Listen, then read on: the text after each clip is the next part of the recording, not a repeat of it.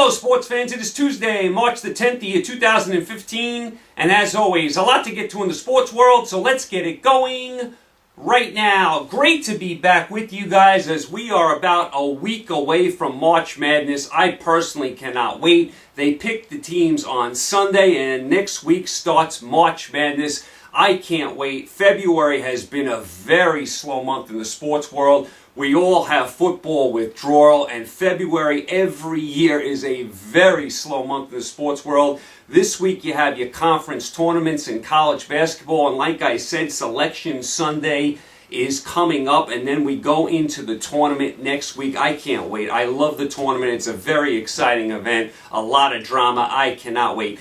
Let's do a little potpourri today. Let's start with college basketball. Let's touch on the top 25, see who's on the bubble, all that kind of stuff. Let's go through the top 25 real quick. Number 25, Boise State. How about Boise State? I mean, Boise State has built a tremendous athletic program. You know what they've done in football over the years. I mean, they're always a big-time team in football, and now their basketball team is in the top 25. And Boise, Idaho, make no mistake about it, is not an easy place to recruit from. If I told you 20 years ago that Boise State would be a power in football and a top 25 team in college basketball, you would have told me I was insane. I mean, this is Boise, Idaho we're talking about. They have done a tremendous job with their athletic department, football and basketball. Boise State, number 25. Number 24, Davidson. How about Davidson? They always have a good little program. Of course, Stephen Curry, who plays for the Golden State Warriors, an absolute star in the NBA, went to Davidson. You thought when he left that was going to be the end of Davidson's program. Not so fast. They're pretty good every year. They're ranked number 24. Number 23, Georgetown. Georgetown has kind of been around this spot all year. To me, they could be a surprise team in the tournament. You might want to watch out for Georgetown. Number 22, Butler. You know how I feel about Butler. I mean, you know how I love that classic old barn they play in out there. I mean, you gotta love the Butler program, what they've done over the years. I mean, they lose their coach to the Celtics, and they're still in the top 25. They're not as good as they've been, but they're still pretty good, still a solid tournament team. Number 21, Arkansas. This was one of the teams I'm looking at as far as a sleeper team, a surprise team. The thing I don't love about Arkansas is they don't play well on the road. They're awesome at home. I mean, they are great at home. They sort of struggle on the road. I thought they were getting out of that a little bit, but they fell back into their bad habits at the end of the year on the road. Not as good on the road and neutral site games. I mean, and that is not a good sign for the tournament. You're not going to be playing at home in the tournament. So as much as I'd like to pick Arkansas as a sleeper team, as a surprise team, I do have my concerns about them when you get them out of Fayetteville. Number 20, SMU. Is there any doubt Larry Brown can coach? I mean, come on. The guy is a basketball genius. SMU basketball in the top 20, you got to be kidding me. Number 19, North Carolina. I'll tell you, North Carolina has a lot of talent. They could play with anyone, but there's just something missing. I can't put my finger on it. They lose again to Duke over the weekend. I mean, I don't get it. Roy Williams upset with the fans, saying the fans are not loud enough. They're sleeping during the game. When they were honoring Dean Smith, when Roy Williams ran that four corners offense and they got a layup off of it, he was upset. The crowd didn't even really acknowledge it. So Roy Williams picking on the Carolina fans. North Carolina just spotty play all the time. I mean, they should be better than 19. They have more talent than that. Number 18, West Virginia.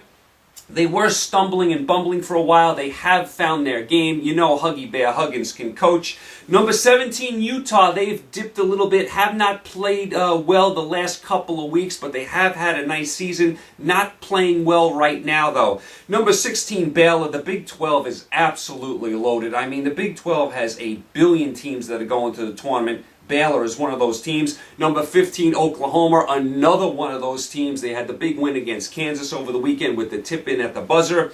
Number 14, Louisville. They did beat Virginia. The thing that worries me about Louisville is, can they score in a big spot? Their defense is great. You know Pitino can coach. They have talent. Sometimes they can't put the ball in the basket, and that's the name of the game. Number 13, Iowa State. Another team out of the Big 12. They had a nice run in the tournament last year. They're doing a nice job this year. Number 12, Wichita State. They did lose their conference tournament, but still they've had a tremendous year, Wichita State, number 12, and they have some of the best fans in all of college basketball. Number 11, Notre Dame. They've been solid all year. They've been lurking around the top 10 all year. Great job by Notre Dame. Number 10, Northern Iowa. They win their conference tournament. How many people at the beginning of the year had Northern Iowa in their top 10? I know I didn't. Number 9, Kansas. They're dealing with some injuries, some, guys that aren't able to play right now. This is not a vintage Kansas team. Listen, they're still number 9. They're still Kansas, but I don't think this is a Final Four Kansas team. Number 8, Maryland. To me, they are the surprise team of the year. I never thought Maryland would be this good. They really ran over the Big Ten this year. What a tremendous job by Maryland. Outstanding season. I never saw this coming. Number 7, Gonzaga. They did win last night in their conference tournament, but Gonzaga, they've been a little spotty lately. Their home winning streak came to an end. Not firing on all cylinders right now, Gonzaga. Now listen, they're still a good team, but are they going to be able to finally make it to the Final Four? I'm not so sure. Number 6, Wisconsin. If you're looking for a team that maybe can give Kentucky a game, might be Wisconsin. Number 5, Arizona. To me, they look like a definite Final Four contender. Solid team, Arizona. Great fans out there in Tucson. Miller has found a home out there. Number 4, Villanova. 29-2. Are you kidding me? They just blasted St. John's over the weekend. They beat them like, 110-50. I lost count of the score. And St. John's is a tournament team this year, and Villanova just bombed them. Villanova's 29-2. Balanced scoring. Jay Wright is the most underrated coach in the nation. What a job by Villanova. Number 3, Virginia. Got to get them healthy and at full strength going into the tournament. Their defense is absolutely lights out. They can shut you down. They're another team like Louisville. Can they score in a big spot? Number 2, Duke had the big win against North Carolina, swept North Carolina this year. No one has had more quality wins than Duke this year. And number 1, Kentucky. Are they going to go undefeated? Are they going to become the second team ever to do it? Bob Knight's Indiana team did it. I still think Kentucky would probably be better off taking a loss in the SEC tournament and get that pressure off that whole undefeated season, because the main goal is winning the national title. It's not going undefeated. It's winning the national title. And I wonder if that extra pressure is going to get to them in the tournament if they're thinking about that undefeated season.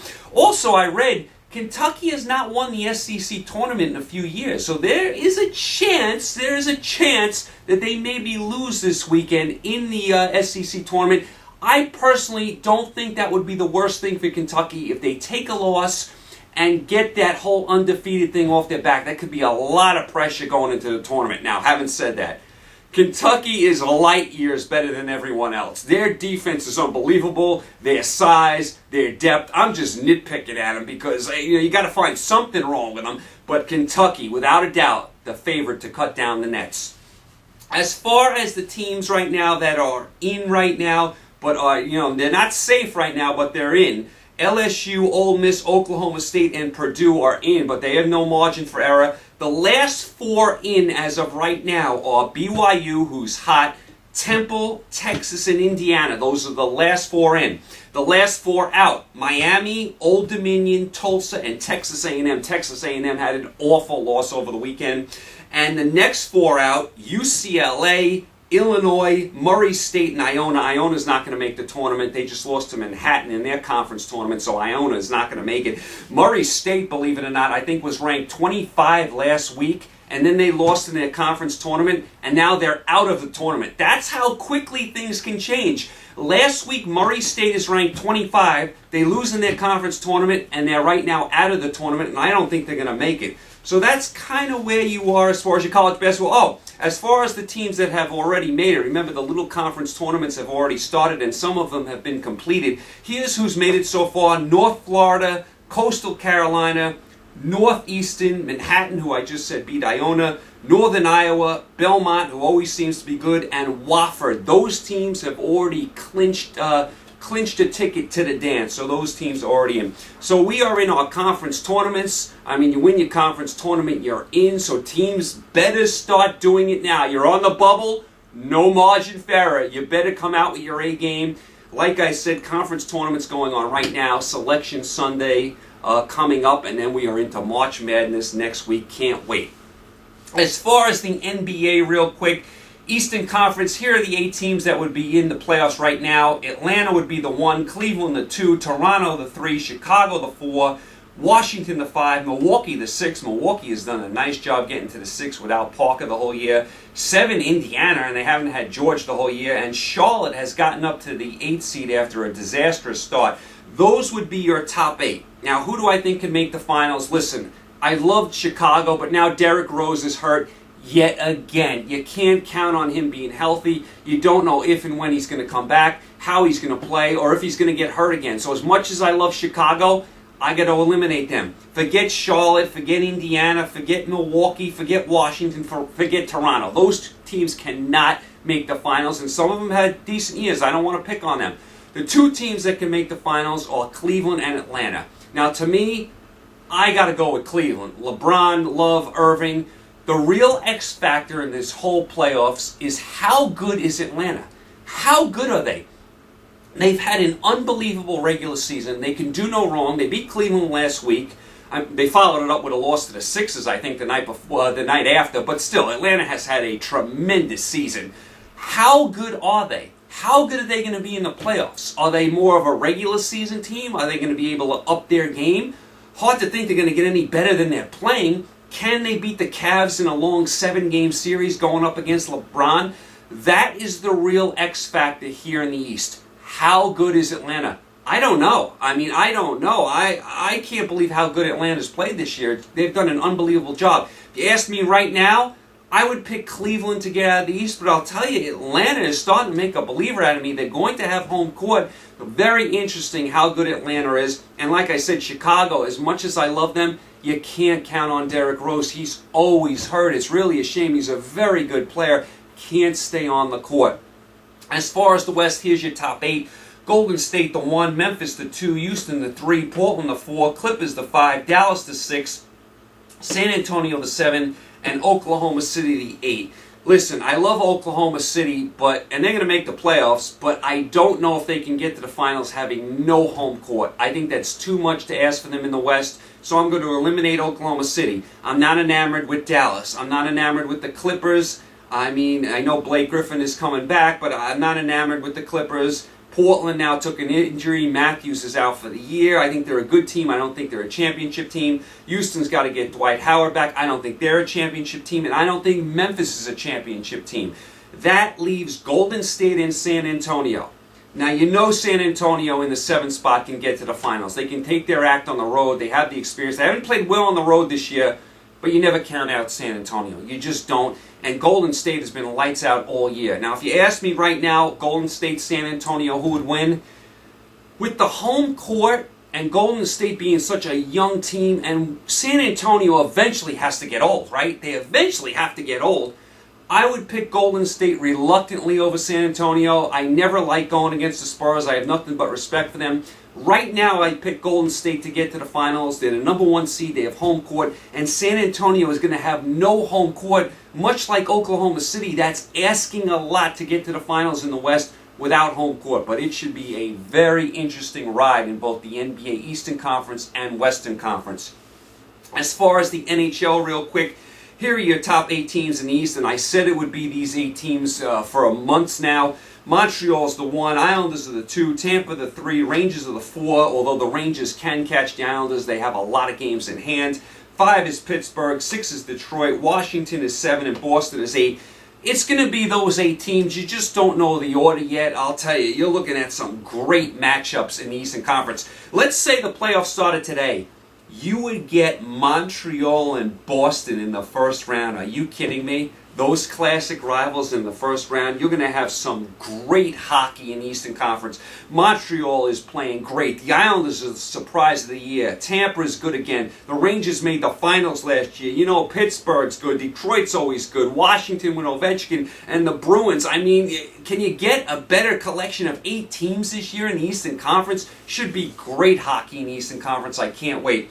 As far as the West, right now, Nashville is the 1, Anaheim's the 2, St. Louis is the 3, Chicago is the 4, but they need Kane back. Vancouver is the 5, got to get Miller back in goal. Minnesota the 6, Winnipeg the 7, and right now Calgary is the 8. LA right now not in a playoff spot, and they've won 2 cups in the last few years. They're not in a playoff spot right now, and San Jose has dipped out of the playoffs.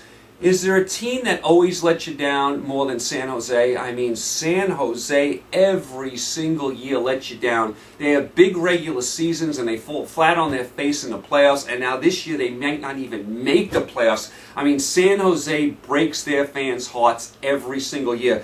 Very interesting to see if the Kings can catch Calgary or Winnipeg. Imagine if the Kings don't make the playoffs. So it should be great hockey in the Eastern and Western Conference playoffs. I cannot wait for that. As far as boxing, I finally got my wish. Pacquiao, Mayweather in early May. It's about time. We've waited for 5 years for this fight. Should be a very intriguing fight. I hope, for the fans' sake, being they're gonna, they're gonna charge you $90 for this pay-per-view. I hope it's a good classic fight. I don't want to see, an easy decision for Mayweather. I want to see these guys slugging it out. Give me a Hagler Hearns. Give me a Leonard Duran. Give me a classic. And I think you have a better chance of that happening now with these guys being a little older than if they were younger, where Mayweather can use his speed and dance around and all that kind of stuff. So I really hope, for the fans' sake, that this is a classic, action-packed fight. Forget who wins. Let's hope it's a great fight. Maybe we can get a rematch or a trilogy. We really need that in boxing. I'm hoping for a great fight. The last fight that was pumped up as much as this one was De La Hoya and Mayweather, and that was an absolute dud. It was boring. It was just, the judges had the fight scored all wrong. I thought Mayweather won by more. They had it a split decision. I thought the judging was bad. I thought the fight was boring. Let's hope this fight is exciting, that these guys are going to go at it, and it's close, and it's competitive. Forget who wins, and Mayweather definitely deserves to be the favorite. Let's hope it's a great fight for the fans' sake. You're getting charged $90 for this. Maybe we can get, like I said, a rematch, a trilogy. We need that in boxing. We need this fight to be a classic. Give me a Hagler Hearns. Give me a Leonard Duran. Give me a Leonard Hearns. Give me something like that. I want a classic fight here. These two guys going at it. I can't wait to see this fight. I'm excited. I'm optimistic. I hope I don't get let down. Boxing has let me down a ton of times. But I am very happy they made this fight. Can't wait for early May. I did watch a couple boxing matches over the weekend. I watched Thurman beat Guerrero very easily, and I watched Broner take apart Molina as well. So Thurman and Broner won very easily over the weekend. No surprise. I mean, we thought they'd win easily. They did. So hopefully we get some good fights over the summer. I love boxing. We need some good big fights. As far as Major League Baseball, believe it or not, we're in spring training already. I mean, just another couple of weeks, and we're going to have opening day. Do you believe that? Keep an eye on a couple injuries. Lee for Philadelphia and Darvish for Texas. They're already having arm problems. Keep an eye on them. They could miss the whole year if they need surgery. As far as the NFL, a lot of wheelings and dealings so far in the NFL. McCoy traded to the Bills. Gore looked like he was going to Philadelphia. Now he's not so sure, so that's not official yet. Keep an eye on Gore to Philly, or does he want to go to another team like the Colts? Keep an eye on that. The Jags signed Thomas, so a good signing there for Jacksonville. Patriots declined the option on Revis. We'll see that where that leaves Revis. And, of course, you have the draft coming up. So you got a lot of things going on in the NFL, a lot of wheelings and dealings. Real quick on the movies. Of course, Birdman did win Best Picture. Now, out of the 8 movies that were up for the Oscar, I've seen 4 of them. I told you I did not like The Grand Budapest Hotel. I did not like Boyhood at all. I thought that was the most overrated movie of the year. I saw Birdman. I know it won Best Picture. I was disappointed. I had high expectations, and when you have high expectations, you're usually let down. I was. I thought Michael Keaton was good. I thought Ed Norton was good. I thought the acting overall was good. The story needed something else. It just, I can't, it was a little repetitive. They kept going over the same scene over and over again.